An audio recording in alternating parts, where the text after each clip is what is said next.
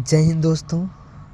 तो आप सबके लिए मोस्ट इम्पॉर्टेंट न्यूमेरिकल लेकर आए हैं, क्योंकि फिज़िक्स में न्यूमेरिकल ज़रूर आएंगे और ये न्यूमेरिकल इसी तरह से पेपर में पूछे जाते हैं। आप लोग इन न्यूमेरिकल को ध्यान से देख लो। मैं ये नहीं कहता कि यही न्यूमेरिकल सब आएंगे, लेकिन ऐसे न्यूमेरिकल आने के चांसेस बहुत होते हैं। तो जो कई बार पूछे गए उन न्यूमेरिकल को मैं आपके सामने रख रहा हूँ। देखो, पहला न्यूमेरिकल कह रहा है, यहाँ पर ध्यान से अगर देखो आप, कह रहा है उस वैद्युत क्षेत्र की तीव्रता ज्ञात करो जो 0.01 मिलीग्राम द्रव्यमान की एक तेल की बूंद जिस पर 3 इलेक्ट्रॉन आवेश है को संतुलित करता है। तो पहले द्रव्यमान दिया है, मैंने द्रव्यमान लिख दिया, मिलीग्राम को किलोग्राम में चेंज कर लिया। आवेश 3 इलेक्ट्रॉन दिया है तो आवेश लिख दिया, आवेश का मान इतना होता है, आप जानते हो। तो 4.8 × 10⁻19 आ गया।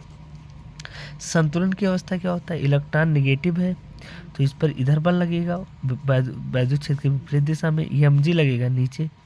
संतुलन की अवस्था कब होगी, जब ये बल इस बल के बराबर हो। तो यह बराबर mg हो गया, यह बराबर q होता है, q बराबर mg।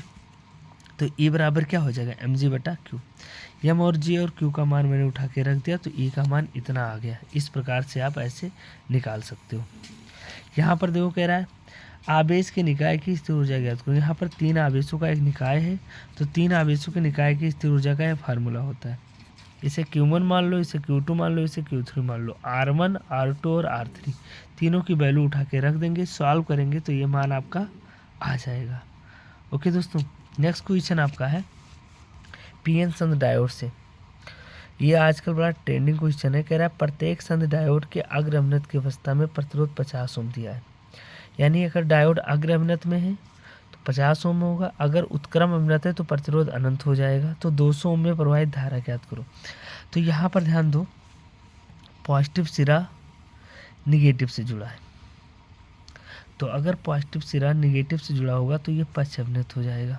पॉजिटिव सिरा यहाँ पॉजिटिव से जुड़ा है तो ये अग्र अवनत है, ठीक है, इसे पी कहते हैं। अगर पॉजिटिव सिरा पी से जुड़ा है तो अग्र अवनत, पॉजिटिव सिरा अगर एन से जुड़ा है तो इसे एन कहते हैं, इसे पी कहते हैं। तो ये अनंत हो जाएगा, तो इसको हम कट कर देंगे, इसमें कोई धारा प्रवाहित नहीं होगी और इसकी जगह पर 50 ओम लिख देंगे। तो चित्र कुछ ऐसा बनेगा, यानी D1 की जगह पर 50 ओम हो गया, ठीक है। ये प्रतिरोध दिया है। अब ध्यान से देखो, ये तीनों प्रतिरोध किस क्रम में है, श्रेणी क्रम।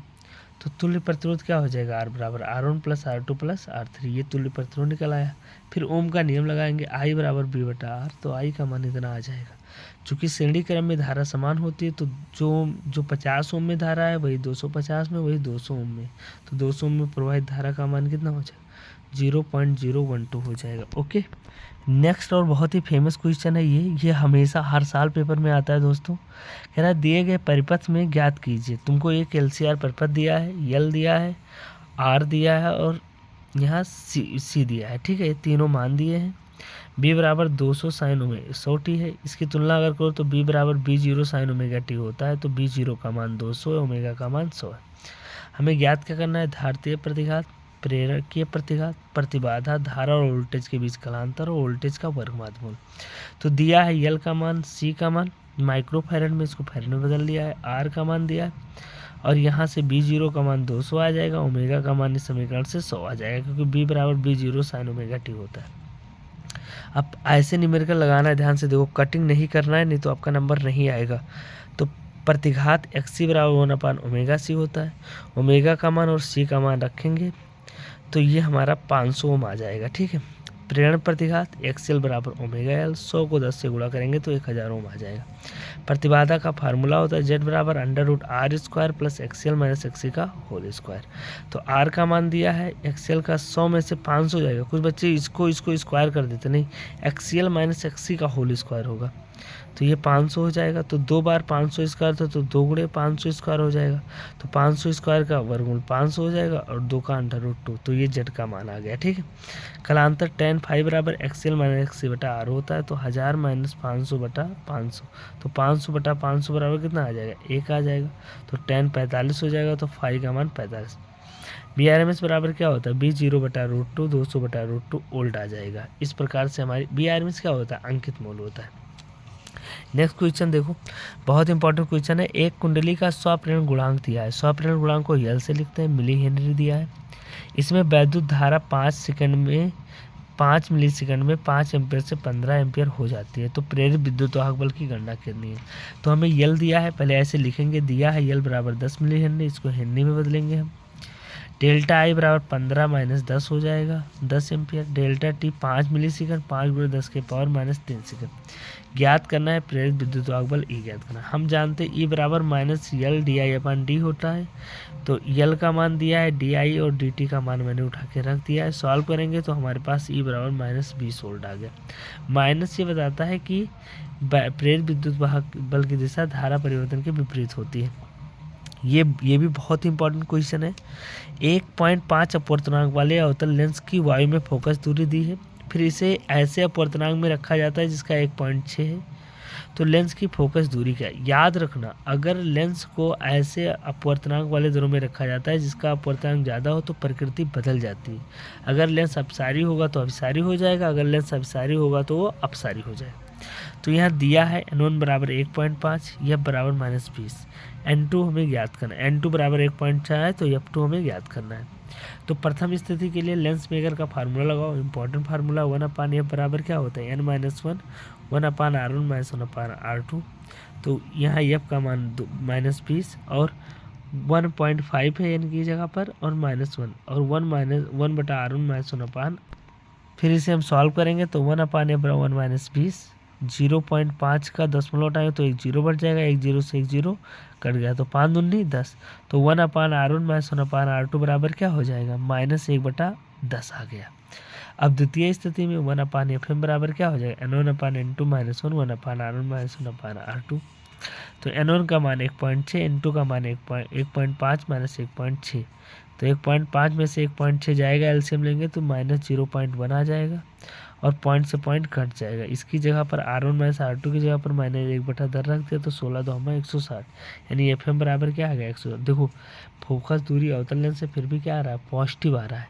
इसका मतलब ये अभिसारी लेंस होगा। मैंने कहा था ना कि अपवर्तनांक बढ़ जाता है लेंस से, जिस माध्यम का उसके प्रकृति बदल जाती है। तो अवतल लेंस की फोकस दूरी 160 हो जाएगी सेंटीमीटर, और प्रकृति क्या हो जाएगी? अभिसारी हो जाएगी। एक लास्ट और मोस्ट इंपॉर्टेंट क्वेश्चन है आधुनिक भौतिकी से। एक धातु का कार्यफलन दिया है और उस पर 5000 एंगस्ट्रॉम तरंग दैर्घ्य की एक प्रकाश पड़ रही है।